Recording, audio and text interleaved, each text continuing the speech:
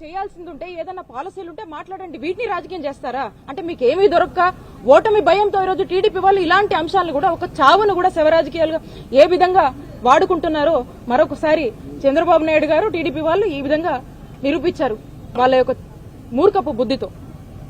చాలా బాధేస్తా ఉంది.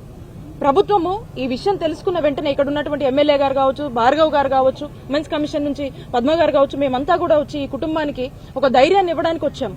ప్రభుత్వం తరఫున 2 చిన్నారులు ఉన్నారు కాబట్టి వారికి ఒక ఆర్థిక సాయం ప్రభుత్వం ముఖ్యమంత్రి గారు ఏదైతే అనౌన్స్ చేశారో దాని గురించి వాళ్లకు చెప్దామని వచ్చాము.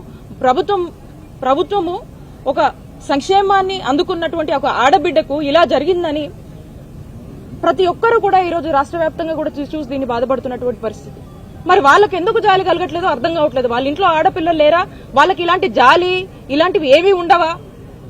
ఖచ్చితంగా లేనంటే అనిపిస్తా ఉంది. ఎందుకంటే ఈ ఎపిసోడ్ చూసి ఇప్పటికీ లేనటువంటి, మన మధ్య లేనటువంటి వ్యక్తి మీద ఇంకా కూడా చేస్తున్నారంటే ఎంత దారుణంగా వాళ్ళ బిహేవియర్ ఉందని, ఎంత మూర్ఖంగా వాళ్ళు ఆలోచిస్తున్నారనేది మనకు స్పష్టంగా అర్థమవుతుంది. కాబట్టి దీనికి సంబంధించి ఎవరైతే దీంట్లో ఈ ట్రోలింగ్స్ కావచ్చు, ఈ సోషల్ మీడియాలో ఈ విధమైనటువంటి వాటికి పాల్పడ్డారో వాళ్ళందరినీ ఇప్పటికీ కూడా పోలీస్ యంత్రాంగం దీని గురించి పనిచేస్తా ఉంది. కొంతమందిని ట్రేస్ అవుట్ చేశారు. ఖచ్చితంగా వీళ్ల మీద కఠిన చర్యలు ఉంటాయి, కఠిన చర్యలు తీసుకుంటాము.